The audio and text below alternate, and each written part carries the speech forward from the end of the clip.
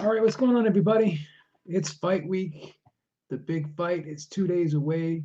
This Saturday, Tyson Fury versus Deontay Wilder. The rematch, as everyone knows. Oh, sorry about that. I had my mic over here. Jesus Christ. So the big fight is coming up this Saturday, and we've seen the grand arrivals. We've seen the press conference yesterday, and everybody knows which way I'm going in this one. I think Tyson Fury will have a very good game plan going into this rematch. I think he's going to switch things up a little bit here, and I think he's going to take the fight to the inside, smother that right hand, and really kind of grind it out on the inside, lean on Deontay Wilder, put his weight on him, wear him out, go to the body, break him down a little bit, and not allow him to extend on that right hand, not allow him that space to really be able to line up that right hand with the jab and turn that right hand over. Now, a lot of people sit there and say that Deontay Wilder is a one-handed fighter. And I get that, he's got the power in the right hand, obviously, but I think his jab's very underrated. And I think it was a great weapon in the first fight for a little while in spots. I think Tyson Fury was able to kind of slip it and step around it and not get hit with it a ton. But Deontay Wilder uses that right hand, uses that jab perfectly to line up that right hand. He's always been good at doing that. And people can say, well, all he has is a right hand, but that jab is the punch that really keeps that fighter occupied, really blinds them, and allows him to sneak that right hand down the pike. So the jab is a big component of the delivery system. So yeah, I think that obviously the right hand is the money punch. It's the power. It's a power punch. It's the one that gets the job done.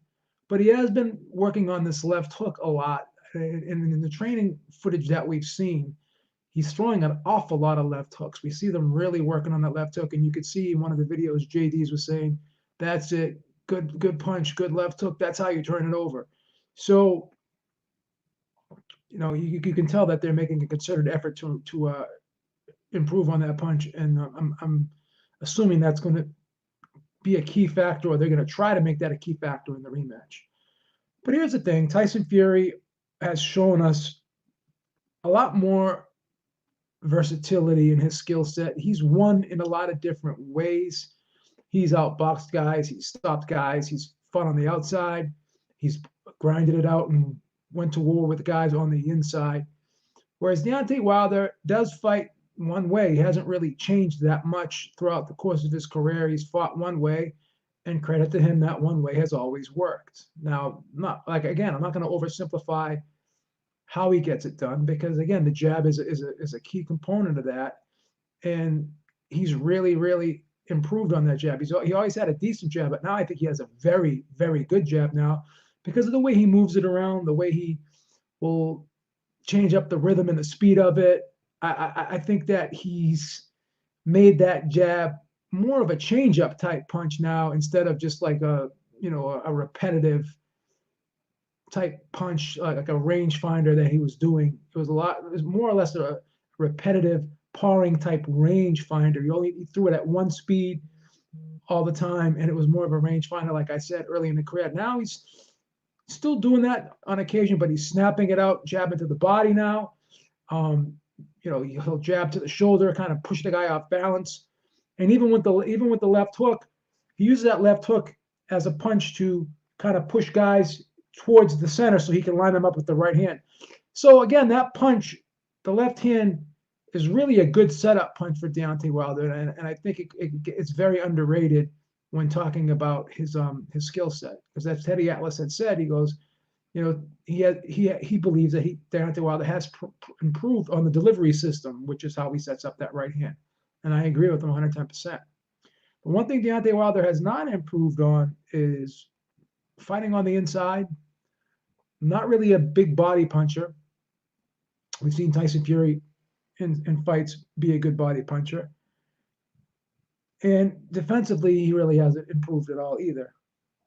So again, Tyson Fury, I think, has the more expansive skill set here. I think he's got a larger array of weapons that he can bring to the war here, as opposed to Deontay Wilder. Deontay Wilder still has that nuclear bomb, but Tyson Fury has the air attack, he's got the land attack, and he's got the sea attack. He may not have the nuclear bomb, but to me, he has more tanks and more jets and more boats. So I think he's got more weapons in his army, whereas Deontay Wilder just has that nuclear bomb. So I think Tyson Fury can knock Wilder out. I don't think it's going to be, if he was to do it, I don't think it would be early, but I don't think it's impossible to think that Tyson Fury can't wear Deontay Wilder out. I mean, he hurt him a few times with the right hand in the first fight, buckled him and forced him to hold, but he just couldn't get the job done. Now, a lot of people who had Tyson Fury win in the first fight are now saying that they think Deontay Wilder is going to win the rematch by knockout. And a lot of people are concerned about the cut, which they should be. I'm not saying that they shouldn't be concerned with the cut. But again, a lot of times when those cuts occur, it's from a punch where the glove will kind of scrape the side of someone's face like a jab. A jab someone will land a jab, and the jab will just like push up on the punch. Deontay Wilder tends to land punches flat, so I'm not so sure that cut will open up in the second fight. It could open up, but again, it's more of a strafing, scraping type punch that usually opens cuts up. And Deontay Wilder tends to, like I said, land flush with his punch. So that's why I'm not so sure that the cut will be a problem in the second fight. I'm not saying it can't be, but I'm not 100% sold on the cut being a problem. And again, Tyson Fury has been cut on that eye before. There is scar tissue there. It looks to be pretty healed up. I was a little skeptical about it being healed up in time for this rematch, but it looks okay. I'm not a doctor, but it looks okay to me. And another rumor that Eddie Hearn seems to be trying to put out there, not only Eddie Hearn, but I think it was the Mirror that put a rumor out about Tyson hurt his leg when he did the WWE event in the wrestling match that he was involved with WWE. And they showed a picture of a bruised leg, but they didn't show. They just showed the leg. They didn't show the whole picture. They didn't show Tyson Fury's face or anything like that. So who knows? He doesn't seem to be limping. We've seen him all fight week during the press conference, walking up and down the stage, walking towards Wilder. And it doesn't look like he has an issue with that leg. He's not limping at all. So I'm not sure if I believe that whole limping injury story. And Eddie Hearn's trying to say he heard something's going on in camp. It's so ironic that Eddie Hearn, when rumors were being swirling around about issues with Joshua before the first Ruiz fight and the panic attacks and all this and that, he's like, oh, those are just rumors. Don't believe him. But now he's so quick to believe a rumor when it's on the other side of the fence. See what I'm saying? It's just like the hypocrisy and the double standards. It's never end. So, again, there's always something going on. All fighters have little nagging injuries here and there. Deontay Wilder has injured that right hand on more than one occasion. And like I said, he doesn't seem to be throwing a lot. And the training footage that I've been seeing, and he's been working on the left hook a lot, kind of makes you wonder, is he trying to baby that right hand in training because he's concerned about possibly re-injuring it, because it has been re-injured. It has been injured and re-injured before. So it's been hurt a couple times in his career. So you may want to ask yourself, will that right hand ever be 100%? That's a good question to ask. Too, Deontay Wilder seems to be a little bit wound up more so than Tyson Fury. Tyson Fury, to me, and again, this is just me, I could be wrong, and this may not mean much, Tyson Fury seems to be a little bit more relaxed. He seems more confident with Deontay Wilder. It appears to me that Tyson Fury has has an ability to really get under Deontay Wilder's skin, really get him riled up. I think when these guys talk trash, Deontay Wilder's screaming and yelling, and Tyson Fury's kind of just snapping on him like he's just making cracks. He's like a stand-up comedian tearing like a heckler down in the front row. You know what I mean? I think, and I get the sense to me that Tyson Fury is really getting the better of Deontay Wilder in these verbal exchanges, and Deontay Wilder seems to just be angry and frustrated and irritated by Tyson Fury. That's why I believe he didn't want to do the press tour with him, because he knows that, I think deep down, that Tyson Fury is a little bit sharper with his tongue than he is. And he has a way of really getting under people's skin. And I think he has got under Deontay Wilder's skin. Do I think it's going to play into the fight? Probably not, because Deontay Wilder is a guy who knows how to turn on the switch and get into fight mode and do what he has to do.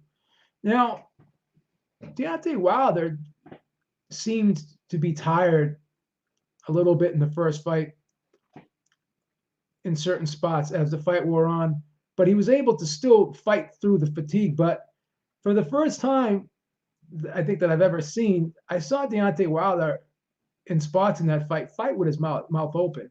And even when he knocked Tyson Fury down in that 12th round, when Tyson Fury got up, Deontay Wilder tried to go in for the kill, but it looked like he was a little bit tired, a little bit spent. And I think that was due to, Tyson Fury did land some good shots. He did hurt Deontay Wilder, made him hold on. So Deontay Wilder has shown that he has a great second win, that he's in phenomenal shape and he has great conditioning. But in this fight, for the first time, I actually seen him, like I said, fight with his mouth open, look more fatigued than I'm used to seeing him. So to me, it looked like Tyson Fury pushed him to the brink more so than any other fighter has. Whereas Tyson Fury never at all, even after getting knocked down those 2 times, he always got up and was fresh. He has great stamina, and he looked at the end of the fight a little more fresher than Deontay Wilder. So both guys, I think, are in phenomenal shape. They both are really conditioned athletes, more so than Anthony Joshua. I think both these guys, I think, have more stamina, and I think they're better conditioned than Anthony Joshua. But I think Tyson Fury was more impressive to me, seeing the bigger, heavier man coming off the longer layoff, being as great a shape as he was in that first fight. And now that he's been back for a while, you can question the last 2 fights he's had after the Deontay Wilder fight. But this is a guy that has been steady active for like 2 years now, which is a good sign. Where in the first fight, he wasn't active. He was just coming back. And I thought, and I even said this before the first fight, I said, even a 75% Tyson Fury, which I thought he was in the first fight, even a 75% would be good enough to beat Deontay Wilder. And I mean no disrespect in saying that. That's just how high in regard I credit Tyson Fury and his boxing skills. Now that Tyson Fury has come back and he's been back, and even in his training camp, like he says he's going to come in at 270. We'll see, but I'm guessing maybe more on the lines of 260. Nevertheless, he looks a lot more solid to me. Not that this is a beauty contest, but he looks a lot more solid and toned, and he looks better physically conditioned. Looked like he lost some body fat in this training camp. So even if he's a little bit heavier, I'm curious to see when he takes that shirt off tomorrow for the weigh-in, if his body's going to be more toned, and it's going to be the weight that he put on is going to be some quality lean mass, which I suspect it may be, because he looks, like I said, his face looks nice and svelte, and his body, it just looks, it's less jiggly. It's less, it looks like there's less fat on this body for this camp. And he's done some different things in this camp with his diet and with his training. Let's see if that has paid off. It looks like it has from a physical standpoint. But again, it's not a beauty contest. You could be in great shape, but you have to be in great boxing shape as well. So it has to translate into the ring. So, and the whole thing about Tyson Fury's last fight, I scored the fight 9 rounds to 3. Okay. He had the cut. It was unfortunate. But once again, like I said, those types of punches that scrape the tissue, it's very easy to get cut from those punches. Whether or not that means that the punch did damage, whether or not you're going to give extra points for blood. I know a lot of people are concerned about that cut. But again, when you scored that fight, it was 9 rounds to 3. Deontay Wilder, I had him losing every round before he knocked out Ortiz. So if Ortiz can win every single round before getting knocked out, what's Tyson Fury going to do? That's my whole point. If Tyson Fury is able to take that right hand like he was in the first fight after getting knocked down twice with it, it's hard for me to envision Deontay Wilder being up in this fight on rounds. I cannot fathom Deontay Wilder outboxing Tyson Fury in no way, shape, form, or fashion. So again, if he doesn't, like, he has one way to win, Tyson Fury has several ways to win. He can outbox him. He can outwork him on the inside. He can knock him out too. It's not impossible. I'm not saying he will. It may be improbable, but it's not impossible. To me, it's damn near close to impossible to ever seeing Deontay Wilder outboxing and getting a decision against Tyson Fury. I just can't picture it. But again, I've been wrong before. I mean, I was wrong about Andy Ruiz and Anthony Joshua, but I don't think I'm going to be wrong here. I don't think I'm going to be wrong here. So you have to ask yourself, if an older, out of prime Luis Ortiz in 2 fights can outbox Deontay Wilder easily, how is an in prime, bigger, slicker, better boxer like Tyson Fury not going to be able to outbox Deontay Wilder? How is it not, like, how can you not believe that? How is it not possible for you to think that Tyson Fury can't outbox Deontay Wilder when an out of prime, older, possibly, as people have been saying, 50-year-old Luis Ortiz, they're basically been saying that they think that Luis Ortiz was outboxing him, which he was. So if Fury doesn't get knocked out, if Fury doesn't get knocked out here, then how does he lose the fight? Unless he gets knocked down like 10 times. I mean, he did get knocked down twice in the first fight, and he still managed to get a draw. So unless he gets knocked down 3 or 4 times, it's going to be hard for me to believe that Deontay Wilder is going to outbox and get a decision against Tyson Fury. Now, I don't think Deontay Wilder is the A side here. Now that you got ESPN backing Tyson Fury, I think these guys are on even playing field. No sombrero this time. I'm going to actually wear the Union Jack. I'm going to wear the Union Jack this time when I do the live casts. Yeah, because I'm going to be doing, Ralph, I'm going to be doing a live cast. Eric and I are going to be doing like a pre-show tomorrow. And I'm probably going to jump on live if I can to do the weigh-in live. So, yeah. Beeb, I mess with you. I love what you and Luis Navarro says, Beeb, I mess with you. Tough. I love what you and Eric do, but please move that mic closer to your mouth. It gives me anxiety watching you. Why do you want me to pull the mic closer to me? I'm confused. What does that mean? I don't know. Why would you get anxiety? Unless you can't hear me good enough. Is that what you're trying to insinuate? That it's not, that you can't hear me good enough? Ralph says Fury outpointing Wilder this time. Yeah, that's what I'm saying. I'm taking Fury with the decision. Yeah. Okay, Luis, I got you. Sorry about that.